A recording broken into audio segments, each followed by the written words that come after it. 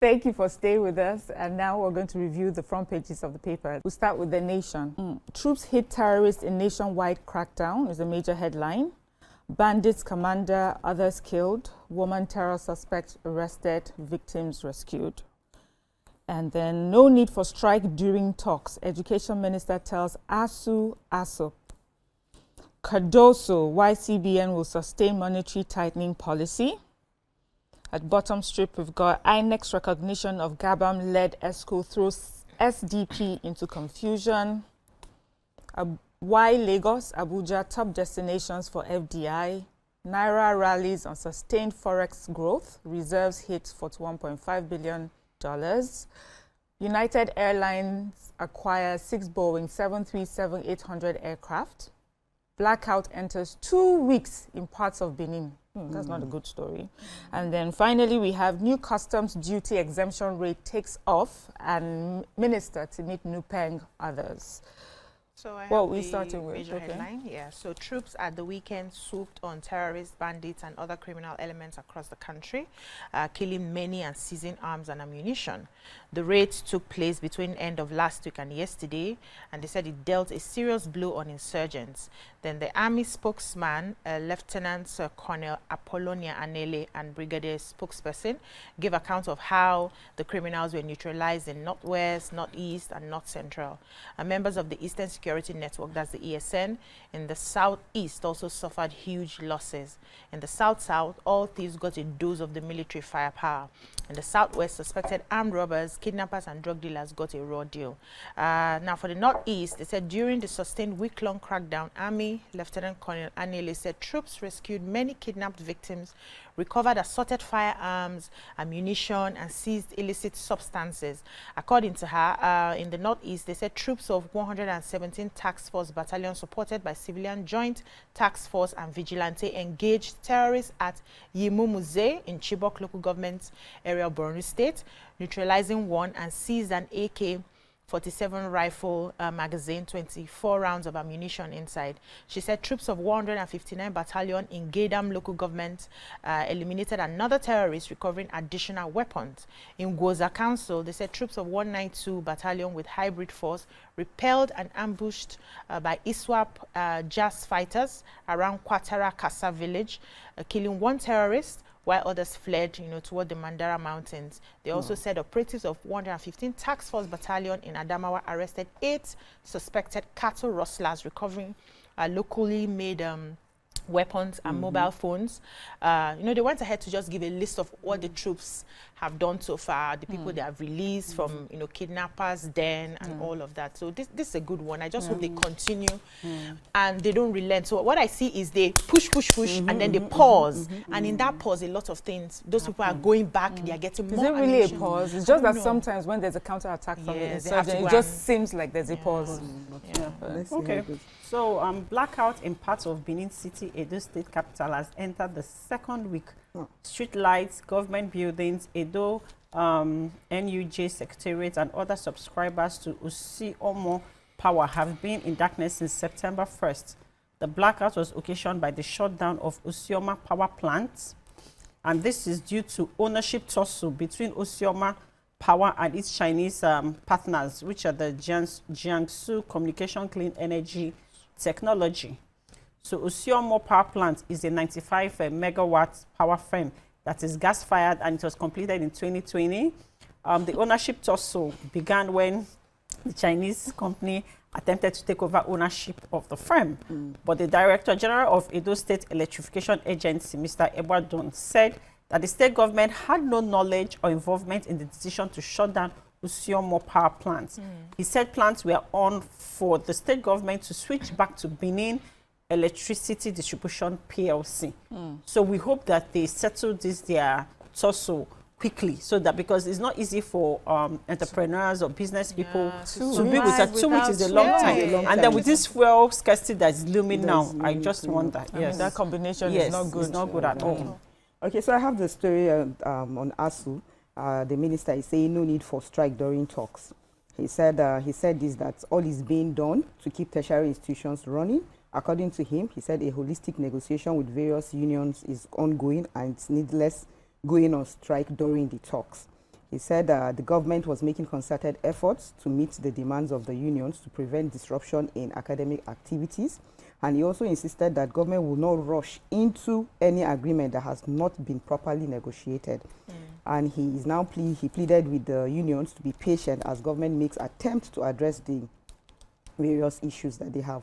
But meanwhile, you know, on the 14th of August, the ASU and the ASUP, that's Academic Staff Union of Polytechnics and Senior Staff Association of Nigeria, have issued strike notices over unmet demands. They have been saying it that they're going to go on strike, and even went ahead to say they will proceed on strike after 21 days over unresolved issues. Oh my goodness. But now they are saying that the ultimatum expired last night. Oh, wow. So they are still saying that they are still going to go on strike. Please no strike. We're tired of strikes. Honestly, I have a lot of Let's people go who on. have not graduated. Thank you. Let's go on to the next paper, The Punch. Major headline, Union insists on strike. Meets federal government others today. Labour Minister begs union to shelve industrial action. Marketers vow to shut filling stations. Back NUPENG. Natasha to resume Senate after London trip. Naira strengthens to 1,514 per dollar, nears 5-month high. And we have Accountant General plots to preempt Supreme Court, set to pay Osun local government funds to court-sacked APC chairman, councillors. Norgay cries out. And we have lending rates may fall as inflation eases. That's according to CBN.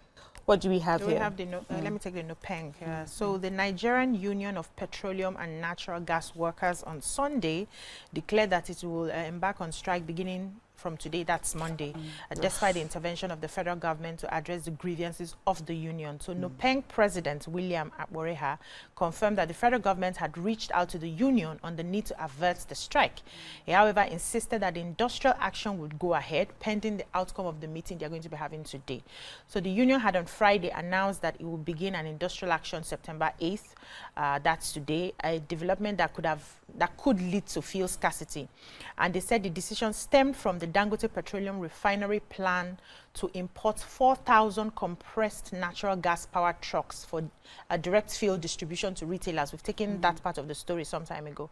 It says, although the scheme earlier scheduled to begin on August 15 was delayed by logistic challenges in China, the refinery said it would kick off once a substantial number of the trucks arrived.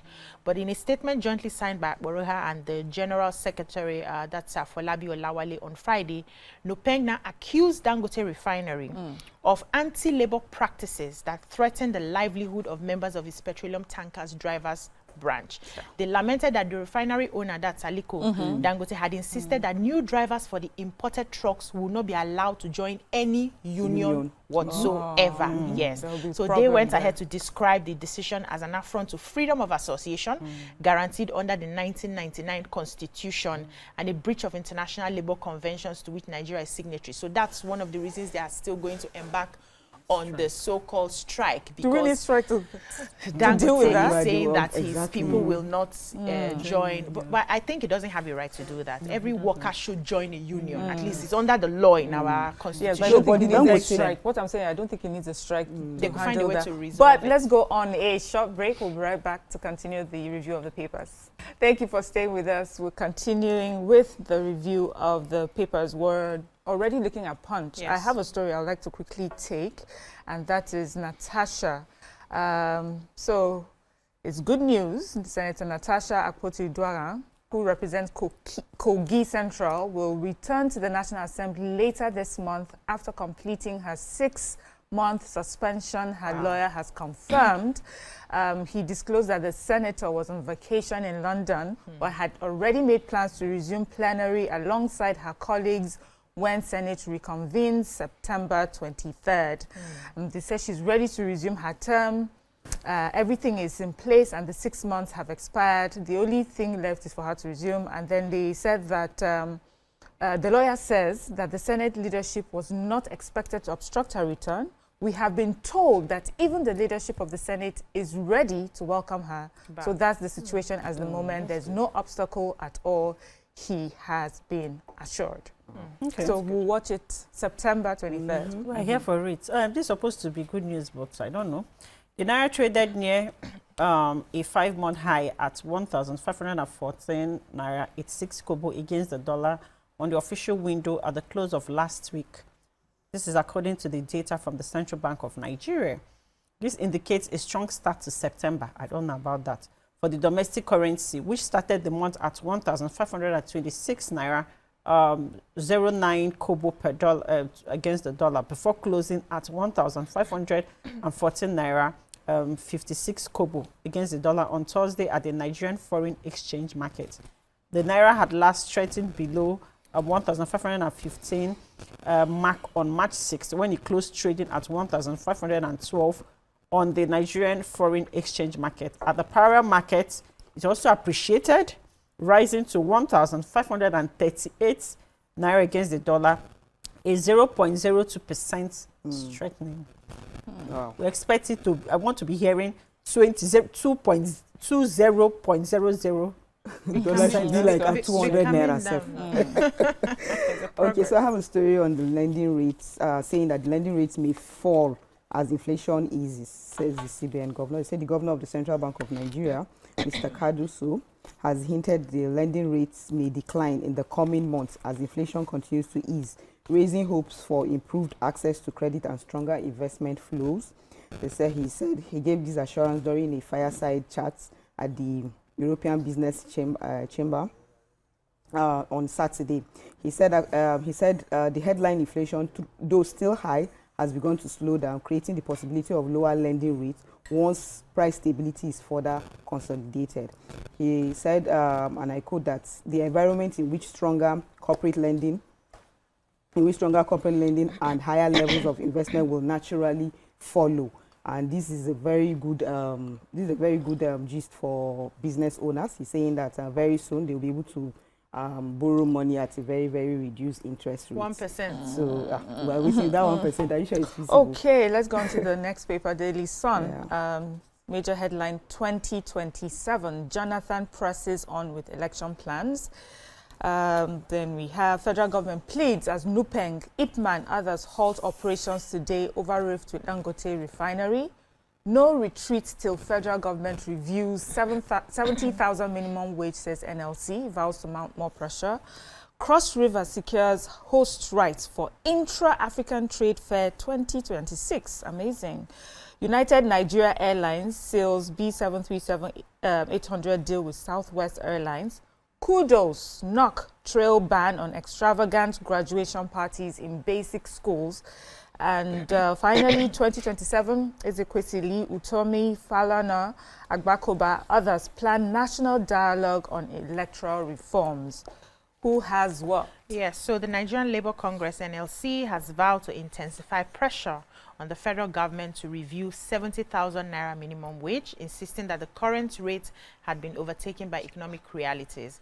A top official told Daily Sun that some governments, such as Imo and Ebonyi, approving higher wages for workers, shows that the federal government has no excuse to keep paying 70,000 naira. Some governors have begun to acknowledge our demands, and they realize that they cannot run a successful economy when the income of the people is low. They said Lagos was paying its 5,000 naira as the highest, but Imo and Ebonyi had gone far above that, proposing to pay over 100,000 naira. That is to say that they identify with what NLC has been saying. Now, the federal government can no longer hide under the excuse of fiscal austerity. If the governments are doing it, then the federal, that's if the state governments are doing it, then the federal government should be able to do it, according to the NLC. So the Labour leader went ahead to explain that the 70,000 naira minimum wage was agreed last year on the condition that it was tied to government's promise of not increasing, what's it called, fuel. Yes. So initially they had proposed 250,000, but government said no. If we give them 250,000, that means we are going to increase fuel. And because of all the economic realities, if you check the increment of fuel and how it's going to trickle down on every other aspect, they decided to say, okay, let us agree with the 70,000. They said, but government now betrayed them. After the 70,000, fuel was still increased, so it doesn't make sense anymore. They are asking that they review the 70,000 and take it, or people can no longer survive with 70,000 naira. And I honestly agree with them. Betrayal. Okay, let's go on. Okay, so Cross River State, this is great news, has secured the hosting rights for the Intra-African Trade Fair IATF 2026, positioning Calabar as the next continental hub for trade, culture, and investment.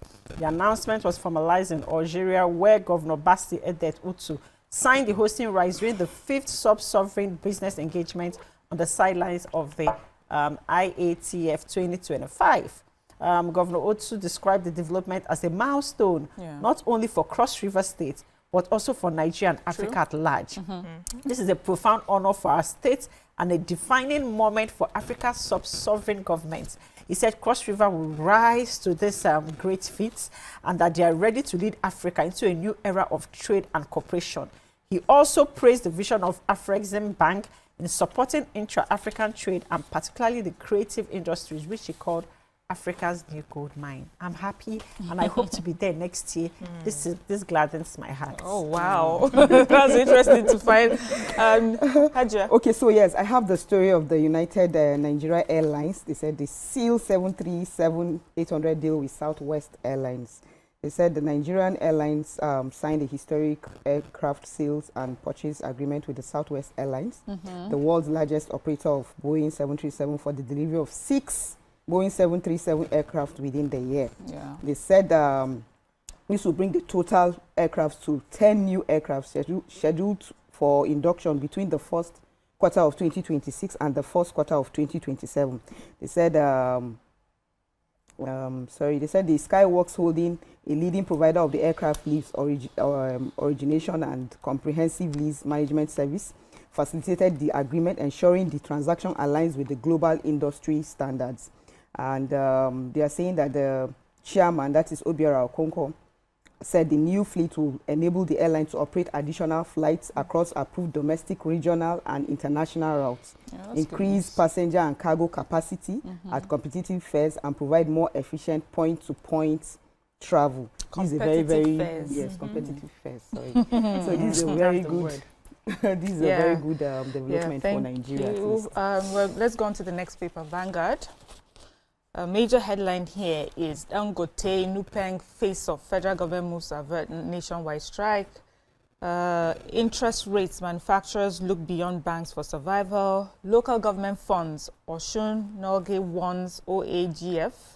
CBN over plot to preempt Supreme Court.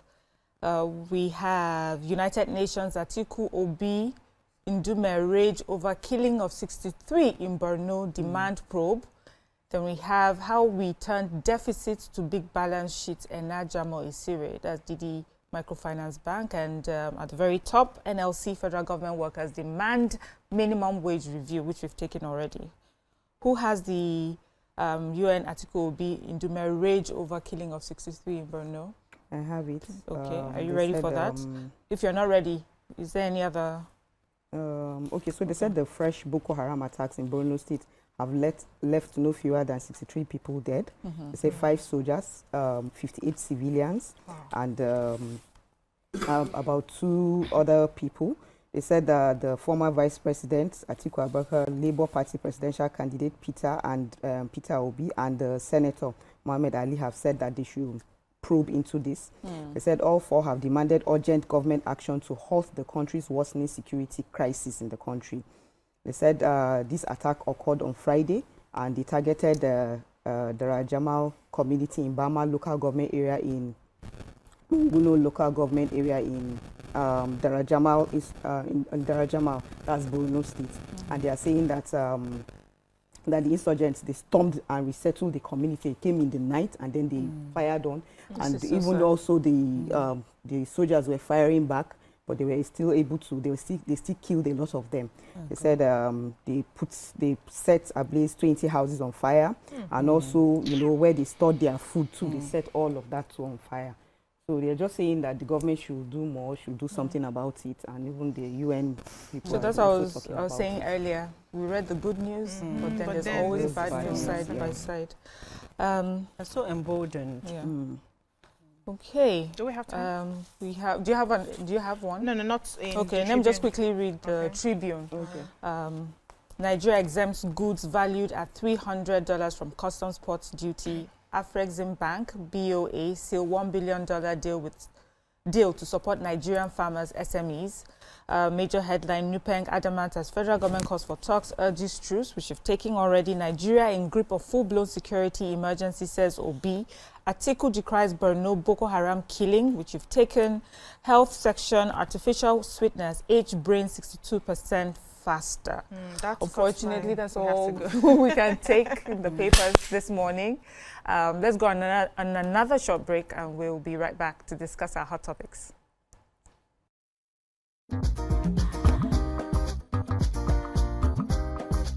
Stay tuned. Your View will be right back.